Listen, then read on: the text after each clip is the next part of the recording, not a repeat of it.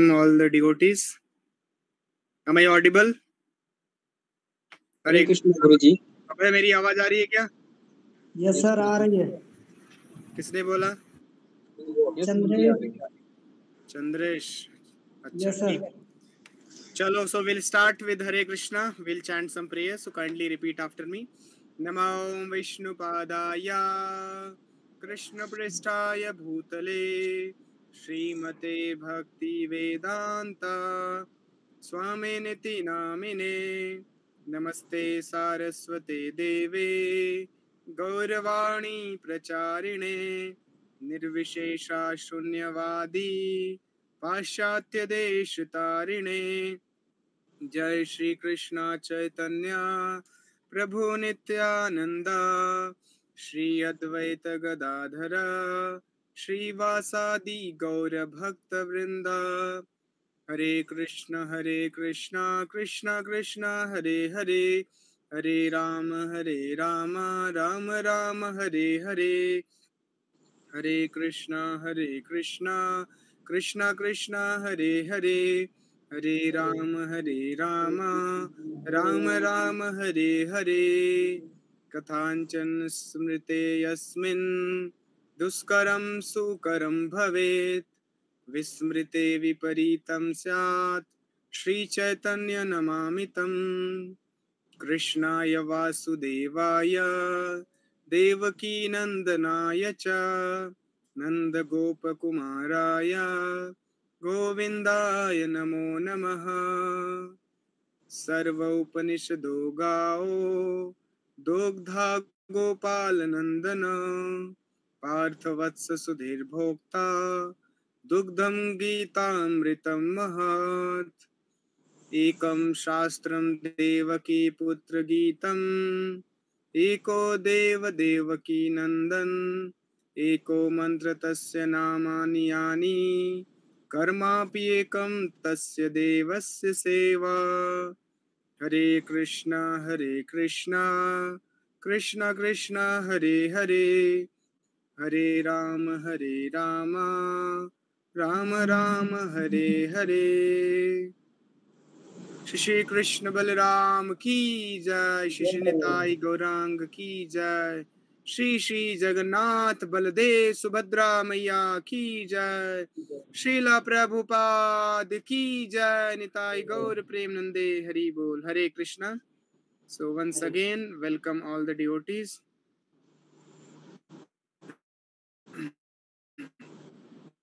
So we have completed first 3 chapters successfully with the final test of first chapters, and yesterday we announced the result, and also we had oral test of first 3 chapters wherein we had given the 11 verses to memorize, 2 verses from the Gita Mahatmya and 3 verses from all the 3 chapters. So result is yet to get compiled. All the regular class test which we were taking, some weightage are being given to that also. A regular quiz which we conduct after every class. So the overall result will be like 60% is of main test and 20% oral test and 10% of regular quiz and 10% of your consistency attendance. So this is how we are going to have the weightage of all these things, and based on these weightage we'll have final result. 60% of final test, then 20 oral, 10% regular quiz and 10% regular attendance. So just by coming you get 10% mark if you are regularly coming. So regular attendance is also considered because hearing is very important. In Bhagavatam it is described that Shramatam Swakatha Krishna Punya Shramana Kirtana Hridayantasto Yabhadrani Vidhunoti Suhrit Satam Just by hearing about Krishna, about the activities of Krishna, the instructions of Krishna, our heart, the contaminations in our heart gets vanquished. Our heart becomes pure just by regular hearing of the transcendental message of Shri Krishna. श्रृणवताम स्वकथा Krishna, Krishna का जो कथा है उसको सुनने मात्र से क्या होगा? हृदयंतस्थ, जो हृदय में अभद्र है, अभद्र मीन्स मिसगिविंग्स, ऑल दी कंटामिनेशंस, क्या हो जाएगा? वो क्लीन हो जाए. हृदयंतस्थो अभद्राणी विधुनोति means it will be dissipated, ये वाइप आउट हो जाएगा. सुहृत सताम and will develop attachment to Krishna just by regular attendance in Bhagavatam class, in our classes. That is the power of hearing, just by hearing. Even once Prabhupada was taking class in Vrindavan in Hindi, when Prabhupada had come from America, he had preached all the foreign countries, and finally he came to India taking all his Western disciples. So Western disciples were humorously were called as white elephant, because they were all bright and long. So Prabhupada, Indian people used to call them bright elephant. So anyway, so when Prabhupada had brought all the foreigners, so Prabhupada was taking class in Vrindavan in Hindi. So all these foreigners, they were not able to understand, so they just asked from Prabhupada, Prabhupada, can we leave? So Prabhupada said, no, you also sit and hear. Even if you don't understand the language, what is being discussed in Bhagavatam, but still it does its work. Bhagavatam is so potent, just by hearing, even if you don't understand, it will do its work. It will clean our heart. So therefore Prabhupada suggested that all the Grahastha devotees also should bring their child in Bhagavatam class, even if they don't understand, but because vibration is going in their ears, their heart will be cleansed. So this is very powerful. So hearing the class, regular attendance in the class is very important. So all of you, please be regular, attend the class. Even if you don't understand, just by attending the class, you are getting benefited. Okay. So this is how our marking scheme is divided. 60% is final. The 60% weight is given to final test. 20% is from the oral test. 10% our regular quiz, and 10% our attendance. So this is how we'll make the result. So now I'm going to take the recap of first 3 chapters, because some of you could not attend all the classes because of some urgent work.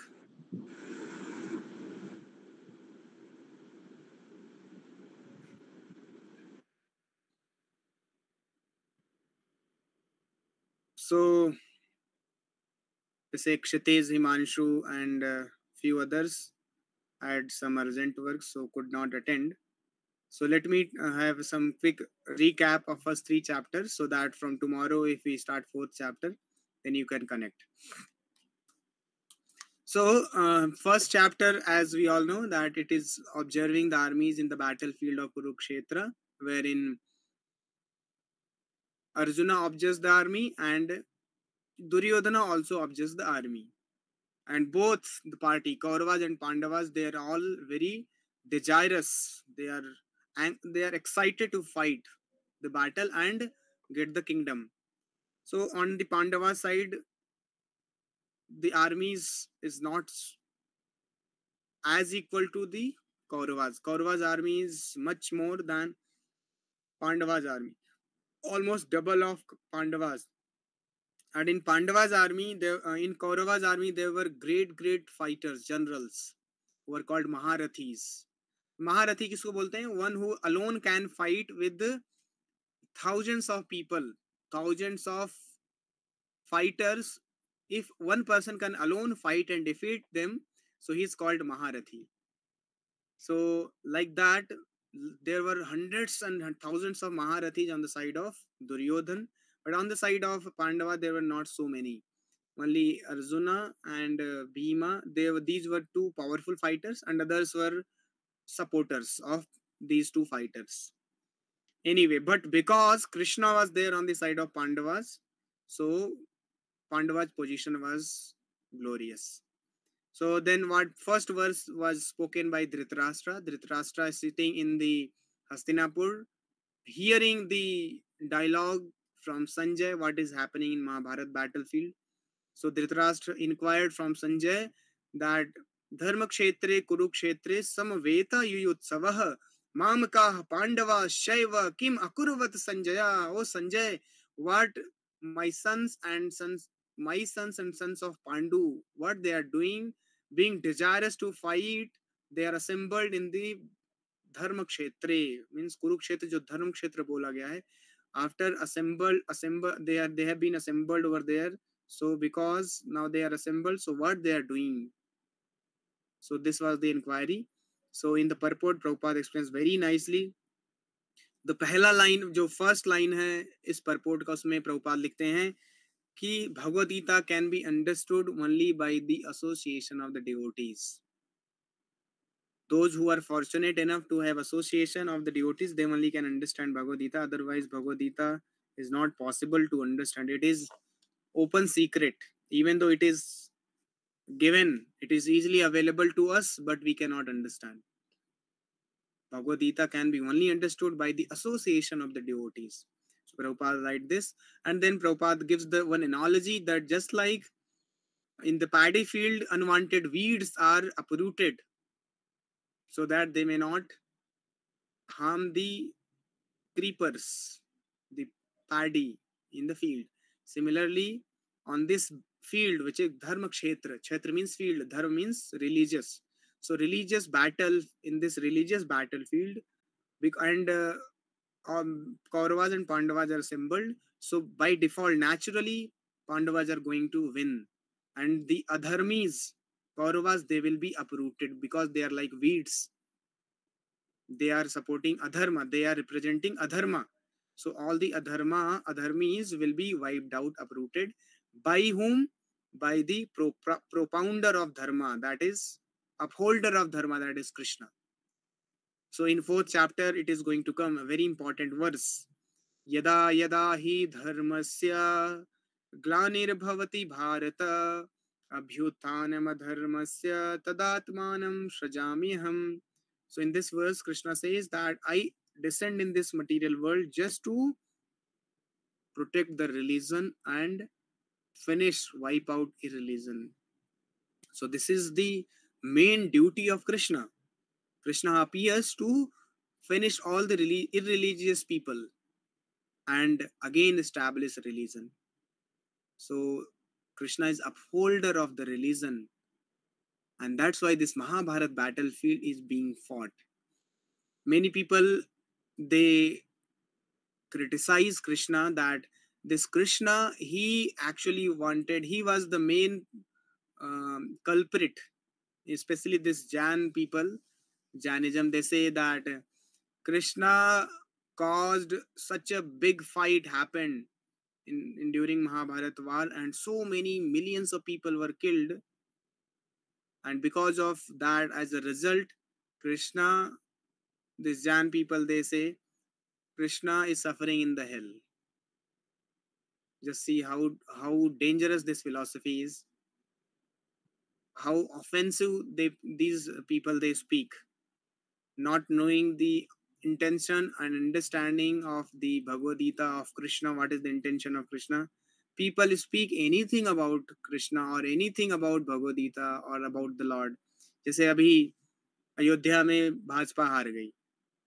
So people are commenting that तो आपने जो है इतना पैसा लगा के मृत जो जो मृत मतलब जो जिसमें कोई जीवन नहीं है, डेड स्टोन को आपने खड़ा कर दिया वहां पर इतना पैसा खर्च करके, और as a result you lose you could not win from there, you lost that seat.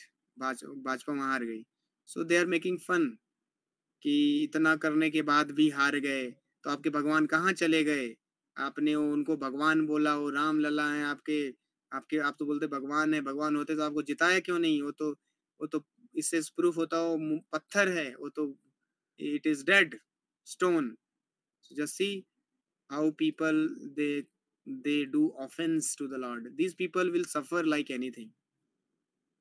It is just a matter of time that they are enjoying and trying speaking anything and everything. Just like Kauravas, Duryodhan Krishna को बंदी बनाना चाहा.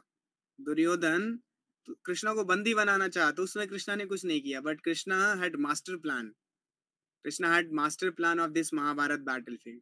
In fact, you know, Krishna, even though Krishna had gone for peace proposal, so that there may be peace, this fight should not happen, but it was Krishna's master plan that there must be a war.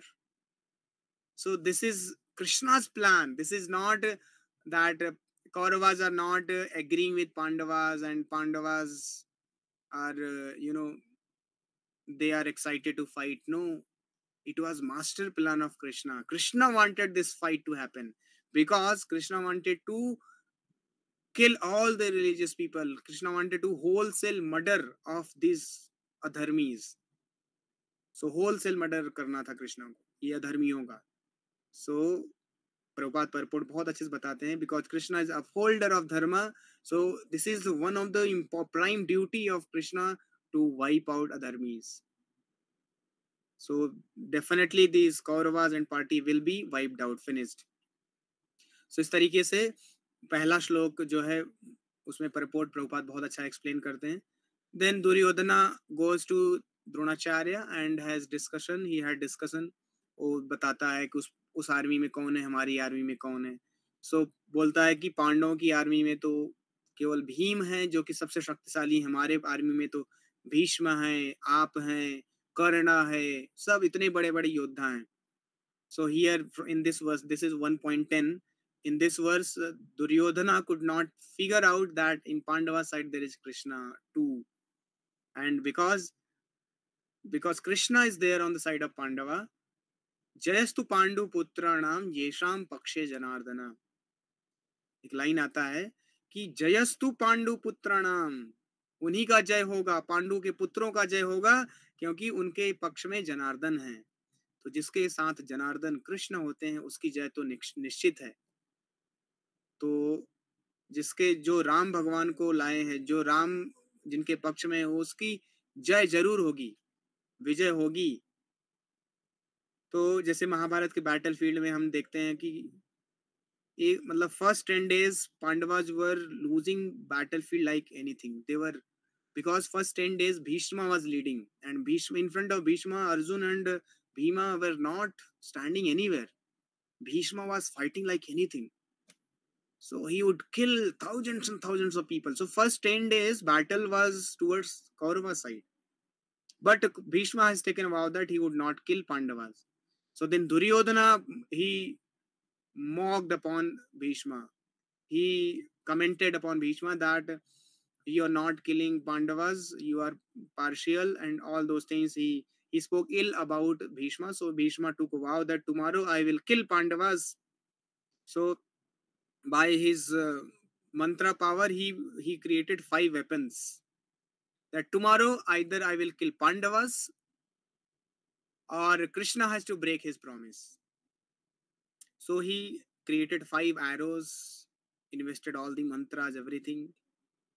And then he said to Duryodhan, Duryodhan, don't worry. Tomorrow Pandavas will be killed and tomorrow battle is over. So it was 10th day. Now here Bhishma has invoked the potency in the 5 arrows, and Duryodhana was very happy that tomorrow battle is going to over. After 10 days, it was the 10th days. So 9th day की night में ये हुआ और 10th day अब आने वाला है. Next, the last day on which Bhishma was shot on the bed of arrow, that was the 10th day. So now here Duryodhana is very happy that now Bhishma has taken a vow to kill. 5 arrows he has selected, but Duryodhana was a little bit, he was doubtful that maybe Bhishma would not kill. So he took 5 arrows. He said that I have a doubt still on you, so please give me these 5 arrows to me. I will keep with me. Tomorrow I'll hand over to you. So Bhishma said, as you wish, take these arrows. So here on the Kauravas camp, it happened. This is the situation. Now just see how ये जयस्तु पांडु पुत्राणाम येषाम पक्ष जनार्दन, ये line लिख लो आप लोग. जय उसी की होगी जिसके पक्ष में जनार्दन है. तो जनार्दन कृष्ण उधर क्या कर रहे हैं, वहां पर लीला रच रहे हैं. क्योंकि एक बार अर्जुन ने दुर्योधन को बचाया था किन्नर से. किन्नर और यक्षा जो होते हैं ना, अब जो अपर प्लैनेट्स है वहां पर रहते हैं. And Duryodhana picked some quarrel fight with the Yakshas and Kinnara. So Arjuna protected, he saved, rescued Duryodhana. So Duryodhana became very happy, and he gave a vow to Arjun that you can ask anything from me. I am giving you the vow. So Arjuna said, when time will come, I will ask what the vow which you have given. What I want, I will ask from you. So Duryodhana said, okay. So that deal had happened many years before, and Arjuna now he has forgotten also. Duryodhana also forgot, but Krishna was knowing this. So ये शाम का समय था, रात का समय था. उधर कृष्णा और अर्जुन, जनरली क्या दिन में फाइट होती थी, रात में एक कैंप से पांडव कैंप से कौरव कैंप जाते थे मिलने के लिए. बहुत ही फ्री मिंगलिंग होता था. In the day time they are fighting with themselves, but in the night they are friends. So Krishna Arjun को बोलते हैं चलो हम लोग दुर्योधन के कैंप में चलते हैं. तो अर्जुन को समझ नहीं आया क्यों कृष्णा ऐसा प्लान कर रहे हैं, because Krishna was knowing what is happening in the other camp. Arjun was not knowing. So Krishna said Arjun चलो चलते हैं दुर्योधन कैंप में. तो कृष्णा अर्जुन को बताते हैं कि वहां पर भीष्म ने 5 एरोज इन्वोक किए हैं, and tomorrow he is going to kill all of you, and without any doubt if Bhishma has he has taken vow, nobody can break his vow, and you all will be killed. So I must do some trick, I must play some trick. So चलो वहां पर, और फिर कृष्णा अर्जुन को याद दिलाते हैं कि दुर्योधन ने तुमको वाव दिया था, वो टाइम आ गया है, चलो वो तुम 5 जो एरोज भीष्म पितामह ने दुर्योधन के दिए वो तुम मांग लेना. So Arjun जब सुना तो he became very happy that yes, I had Duryodhana had given me vow, and now I will ask that vow. So Arjun जाते हैं वहां पर और दुर्योधन मिलते हैं. दुर्योधन बहुत खुश होते हैं, आओ अर्जुन आओ, क्या बात है. तो अर्जुन बोलते हैं कि Duryodhan, you remember that vow you had given to me, so now time has come, I want you to fulfill your vow. So बोलते हैं हाँ बोलो क्या चाहिए. तो अर्जुन बोलते हैं कि जो 5 बाण है ना, arrows which you have kept underneath your pillow, please give it back to me. तो जब दुर्योधन ये सुनता है, so he was completely shattered.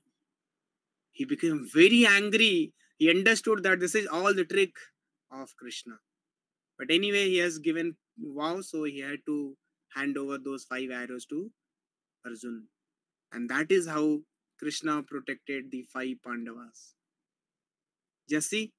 So this line, येषाम पक्षे जनार्दना जयस्तु पांडुपुत्रान, जिसके पक्ष में कृष्णा है उसके पक्ष में विजय होगी. तो आप, हो सकता है आपको पता नहीं हो कि क्या होने वाला है आपके लाइफ में, लेकिन क्योंकि आप कृष्णा कॉन्शियस हैं, you have Krishna with you, so Krishna does everything for you. Krishna protects you, Krishna guides you, Krishna gives you intelligence how to go about in your life. This is very very important. So why this fight is happening? Because Krishna wants to kill all these adharmis, wholesale killing.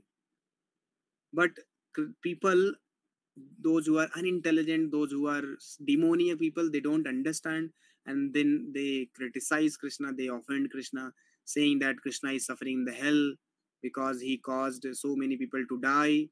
All these nonsense stuff they say. Therefore these people can never ever get the blessings of Krishna, and they will suffer miserably in the hell. So we should be very very alert to speak anything about the Lord, about Lord Rama. Just like now demonic people, atheistic people, this leftists, they are speaking about Lord Ram Lala, that this is just a stone, a statue, it is patthar, there is no life in that. So this is all very very dangerous. So anyway, so Duryodhana could not see the Krishna, and Krishna was the only person who in all the situations was helping Pandavas. So that is how first chapter continues. Then Arjuna observes the armies, and Arjuna asks Krishna to take my chariot between the two parties, and then Krishna places the chariot in front of Bhishma and Drona. Then Arjuna, by seeing his near and dear ones, 10 grades of relatives Arjuna saw, and then Arjuna became overwhelmed with lamentation, and tears started coming out of his eyes, and material compassion he had. So he started giving many reasons and logics that if I kill these people, then what will happen? There will be irreligion in the society, and women will become widow, and because women are widow, nobody is there to protect the women. Irreligion will be prominent, so irreligious people, demoniac people will indulge into adultery with women, and that is how Varna Sankar population or polluted population will take birth. And because if society is filled with Varna Sankar population, demoniac class, there will be irreligion all over the world, and then what will happen? There will be no oblations to the ancestor, and all the community and social projects will be devastated. People will not have the understanding of goal of life. They will completely live their life like animals, and there will be no progressive growth towards the purpose of life, and that I will be the cause of that. Arjuna said, I will be the cause of that. Therefore, Krishna, I'm not going to fight. So in the last verse, Arjuna said what he said. He asked Krishna that, oh Krishna, I'm not going to fight. So he set aside his bows and arrows and sat down. So that is the first chapter. Then second chapter, he chastised Arjuna by seeing that what happened to you, Arjun, at this time when you should be very enthusiastic to fight, and you have developed this petty weakness of the heart like imposters, so you should get up and fight. Then Arjun said, Krishna, you are asking me to kill my guru and my teacher and my grandfather. Would you kill your teacher, Sandipani Muni? So like that, this reason Arjuna again gave. So Arjuna was giving reasons, logic. Then again, he was totally confused. Then he quoted one verse that, oh Krishna, now I am so confused that even if I get unrivaled kingdom with the sovereignty that like that of heavenly planet, still this confusion will not be overcome. So please give me intelligence. I am now surrendered soul unto your lotus feet. So please tell me decisively what is best for me, because I see now nothing can guide me. I am now fully puzzled. So Arjuna surrenders to Krishna in second chapter, verse number 7. So then Krishna starts speaking from 2.11 to 2.30. He gave the highest understanding, the first understanding of absolute truth. So from 2.11, actual Bhagavad Gita begins. So 20 topics Krishna has covered in Bhagavad Gita. The first topic is from 2.11 to 2.30. That is, I am not this body, I am a spirit soul. We are beyond this body. Our existence is not this just a mere body. We are spirit soul. We are spiritual spark. We belong to spiritual world, but here now trapped into this material atmosphere. Analogy comes of a fish out of water. Just like a fish is taken out of water and supply, if fish is supplied all kinds of luxury and all kinds of facilities, but fish is not going to be happy and satisfied. It will wriggle and die. In the same way, in this material world, no matter how much advancement we do, no matter how much facilities we may have, luxury, amenity, everything we can have on our fingertip, but still we'll be always dissatisfied, and we'll have sense of incompleteness all the time, because we are like that fish which is out of water. So Krishna says that we are spirit soul, so we should go back to the spiritual world, then only we can be happy. So this is the first understanding. Then in this section, particularly from 11 to 30, Krishna gave many understanding, fantastic understanding. All of you must have read. I hope that you have read and you have finished. So if you have not read, please read that section. उसमें analogy बताते हैं कृष्णा, बहुत अच्छी understanding देते हैं कि कैसे जैसे हमारा ये कपड़ा पुराना हो जाता है तो हम इसको छोड़ देते हैं, नया कपड़ा धारण करते हैं, वैसे ही आत्मा, ये शरीर एक कपड़ा है, जब ये शरीर पुराना हो जाता है तो इसको छोड़ के नया कपड़ा धारण कर लेती है आत्मा. तो atma is real person, this body is just a dress. So 2.1 के परपोर्ट में एक एनालॉजी आता है. to rescuing the dress of a drowning man is senseless. It is senseless. So अगर हम ये ड्रेस का ही केयर करें, this body if we are carrying only, not caring for the real person, so it is senseless. Okay, so then this understanding Krishna gave. Then from 2.30 to 2.38, Krishna asked Arjun to again get up and fight without caring for loss or gain, victory or defeat, or happiness or distress. So in fact, Krishna is asking Arjuna to fight, do his duty.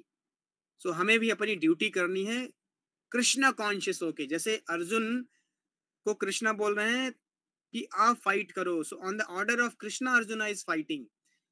So we should also do our duty by being Krishna conscious. So इसको बोलते हैं कर्म योग and Karma. So यहाँ पर दो understanding आती है कि या तो आप कर्म योग करें या तो आप कर्म करें. कर्म जो है वो अधर्म है. कर्म ही पूजा है, गलत लाइन है. कर्म अधर्म होता है, कर्म योग होता है पूजा. सो हमें कर्म योग करना है, कर्म नहीं करना है. कर्म जो है अधर्म है, अधर्म जो है वो फिर हमें डिस्ट्रॉय कर देगा.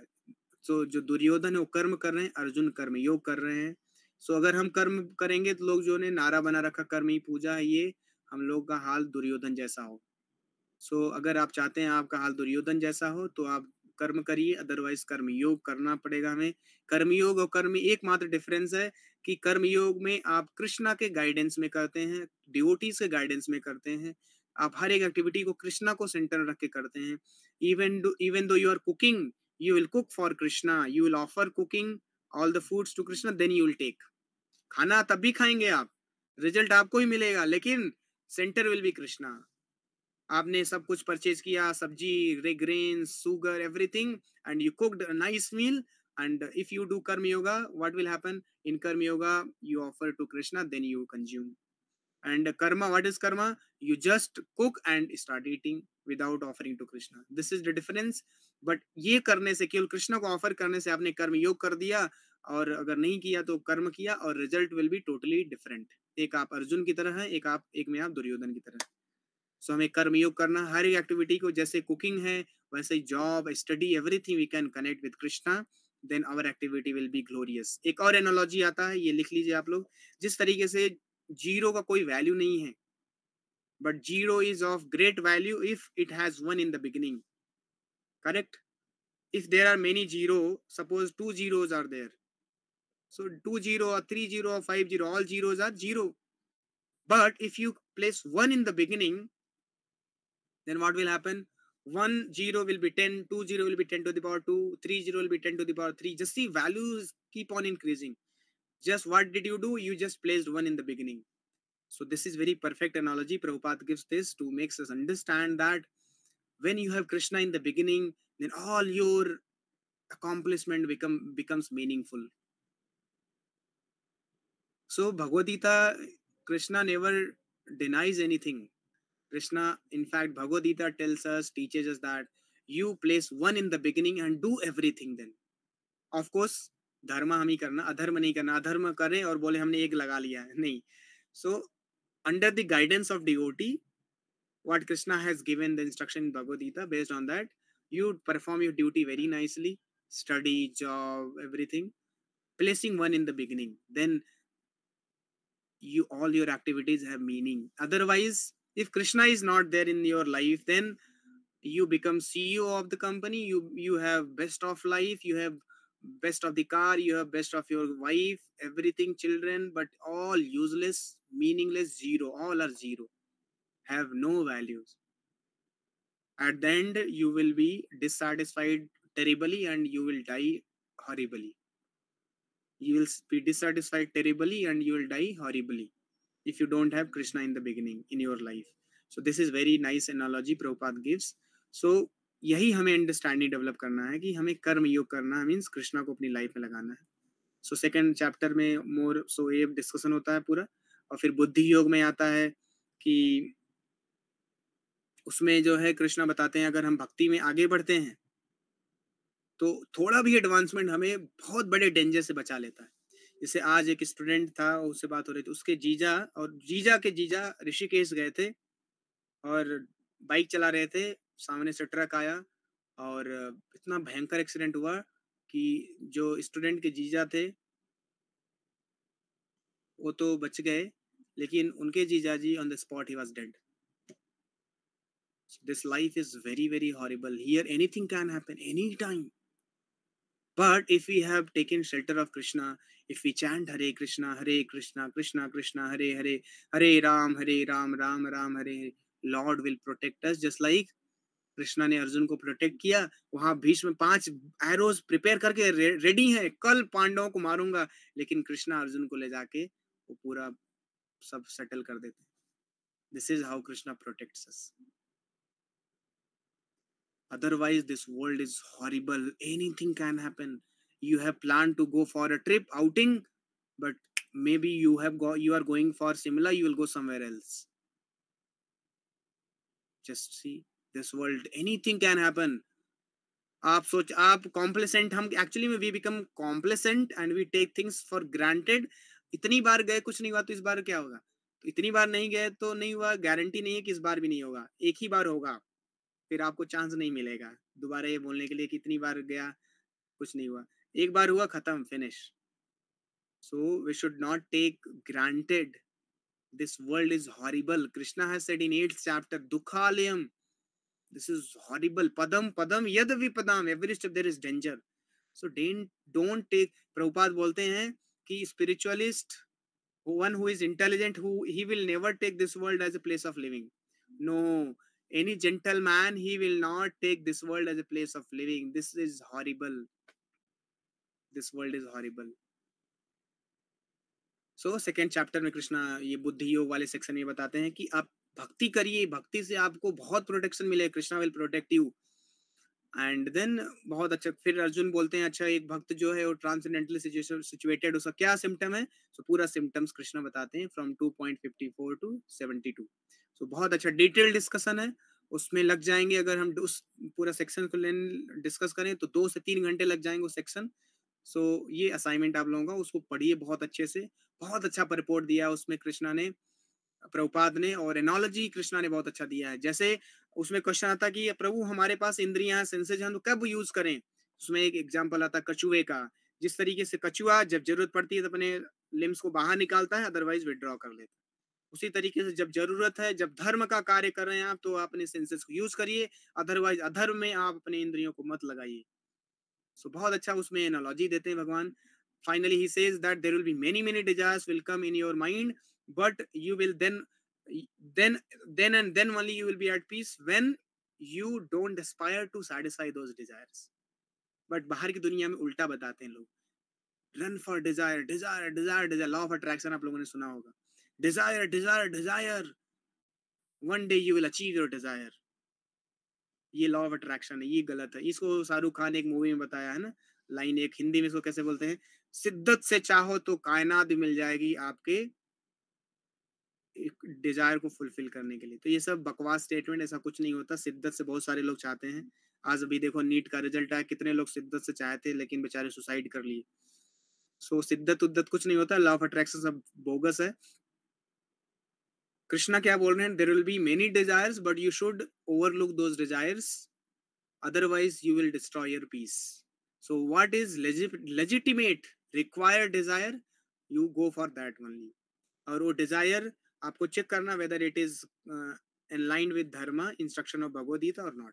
If it is not in line with religious principle instruction of Bhagavad Gita, then you should give up that desire.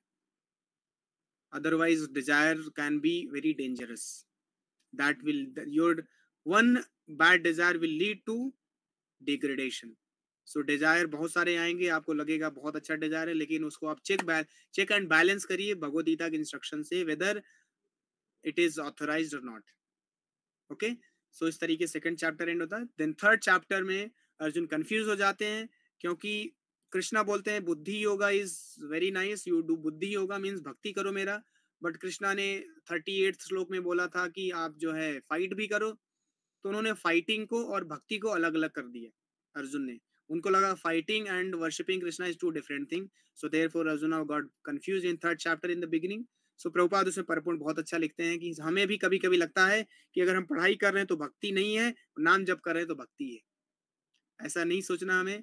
दोनों भक्ति है, जैसा मैंने बताया, अगर कृष्णा आपके लाइफ में है so it is like one in the beginning. So हमें सारी एक्टिविटी करना एक लगा के, सो वो भक्ति कहलाती है।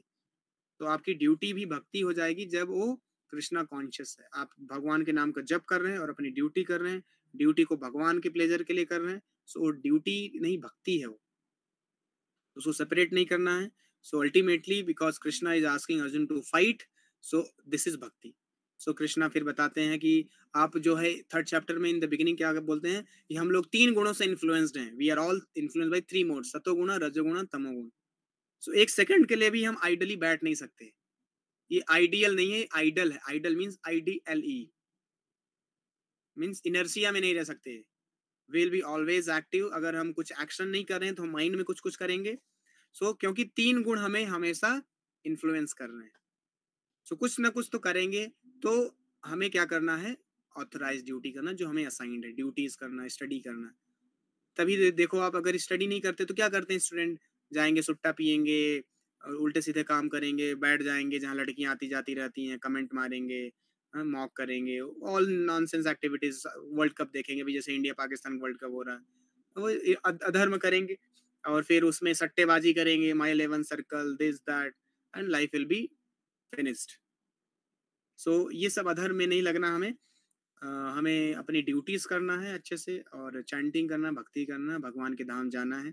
ये समझना है ये दुनिया जो है ये जेल है। सो 3.9 में कृष्णा बोलते हैं कि हमें एक्टिविटीज, यज्ञ अर्थात कर्मणो अन्यत्र लोको अयम कर्म बंधन। अगर हम भगवान के लिए अपनी ड्यूटी नहीं करेंगे, खुद की इंद्रिय तृप्ति के लिए ड्यूटी करेंगे, कर्म करेंगे, तो हम यहाँ बध जाएंगे। और ये जेल है, ये जो भौतिक जगत ये जेल के जैसे है। अगर यहाँ बध गए, पुनरअपि जन्मा पुनरअपि मरणा, बार बार cycle of birth and death में फंसे रहेंगे। अभी हम इंसान हैं, क्या गारंटी अगले जन्म में आप इंसान रहो, हो सकता है आप जानवर बन जाएं। सो बहुत ही डेंजरस है ये। हमें भक्ति करके अपने कर्म को भगवान को सरेंडर करना है, रिजल्ट जो भगवान को सरेंडर करना है, और इस साइकिल से फ्री होके भगवान के धाम चले जाना। सो दिस इज 3.9, जो कि बहुत इंपॉर्टेंट ये श्लोक है। इसको अच्छे से पढ़ें, हम समझे। फिर उसके बाद आता है यज्ञ करना चाहिए हमें। तो यज्ञ कलयुग के लिए क्या है, हरे कृष्ण कृष्ण कृष्ण हरे हरे, हरे राम राम राम हरे हरे। So Krishna is asking to Arjun that perform yajna. So कलयुग में संकीर्तन यज्ञ रिकमेंड किया गया है। भागवतम में आता है यज्ञ संकीर्तन प्राय जंती ही सुमेध। तो कलयुग में एकमात्र यज्ञ है जो कि संकीर्तन यज्ञ, वही हम कर सकते हैं। बाकी ये फायर वाला यज्ञ नॉट पॉसिबल, क्योंकि आपको घी चाहिए, प्योर घी, देसी घी, वो आज नहीं मिलेगा आपको। गोल्ड यूटेंसिल चाहिए होता है, और मंत्र, ब्राह्मण जो परफेक्ट ब्राह्मण हो, मंत्र चैंट करें, तो पॉसिबल नहीं है। कौन ब्राह्मण है? सो वो यज्ञ आज कलयुग में हम नहीं कर सकते। इसलिए शास्त्र में बताते हैं कलयुग में एकमात्र यज्ञ हो गया है यज्ञ संकीर्तन प्राय यजंती ही सुमेध। So those who are intelligent they do sankirtan yajna. सो हमें संकीर्तन यज्ञ करना है। तो संकीर्तन यज्ञ करेंगे तो हम cycle of birth and death से फ्री हो जाएंगे और भगवान के धाम चले जाएंगे। सो यज्ञ करेंगे तो बारिश होगा, बारिश होगा तो हमें अपना ग्रेन्स मिलेगा और हम अपना पेट भी भर सकते हैं। सो यज्ञ करने से दोनों फायदे हैं। क्या फायदा है?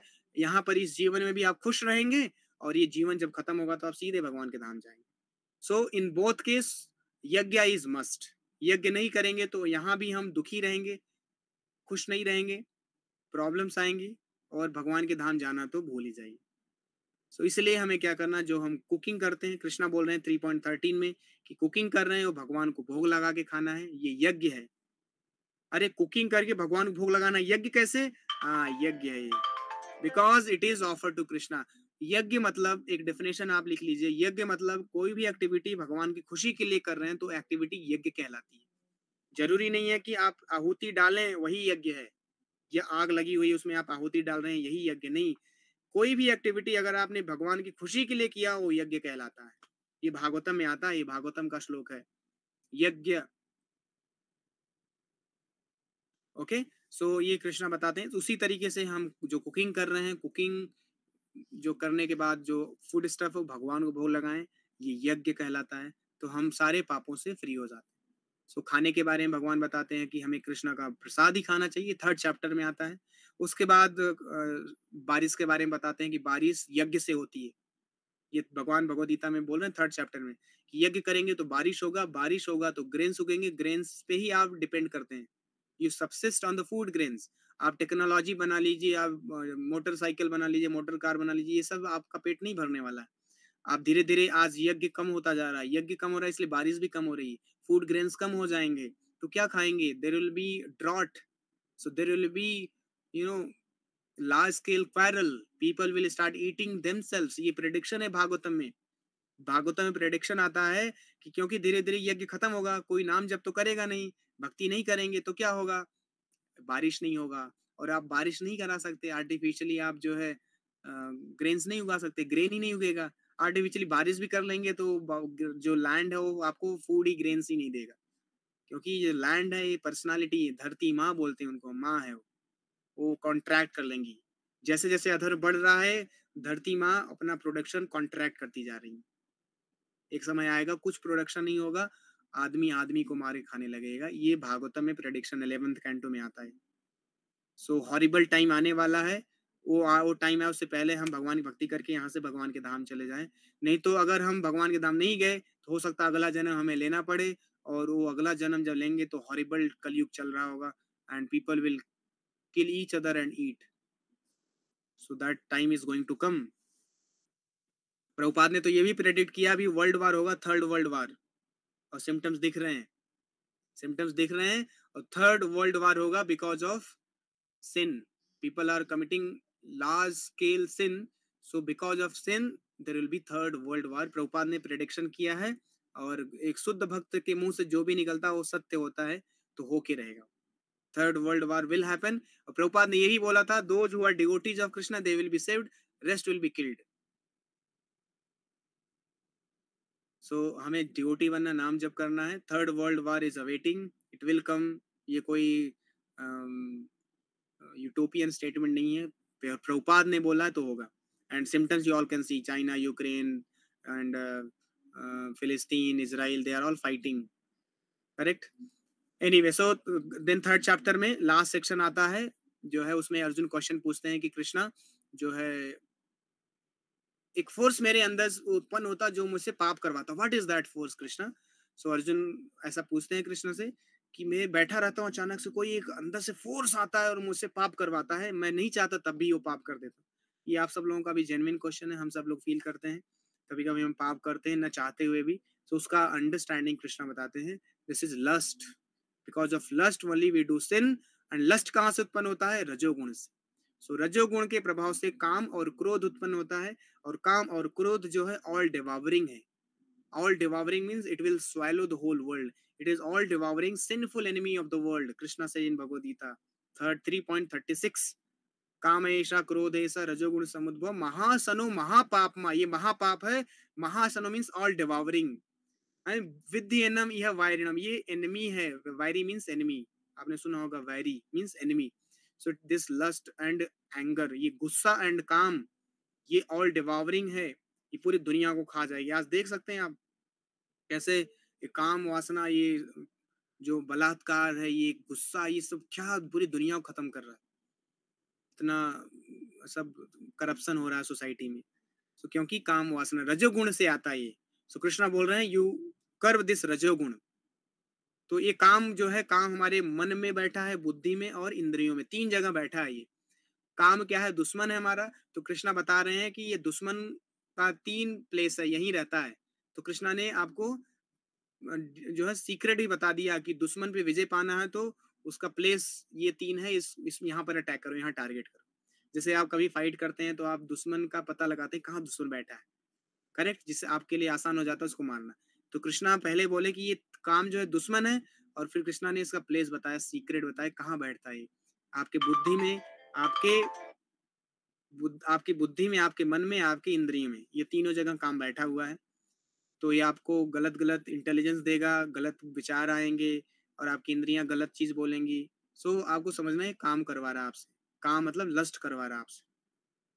सो आपको चेक एंड बैलेंस करना है भगवद गीता के इंस्ट्रक्शन से कि आप जो कर रहे हैं वो आप सही कर रहे हैं कि आप लस्ट कर रहे हैं, लस्टी एक्टिविटी में इंडल्ज हो रहे हैं, कि एक्चुअली में आप धर्म कर रहे हैं, आप सही कार्य कर रहे हैं।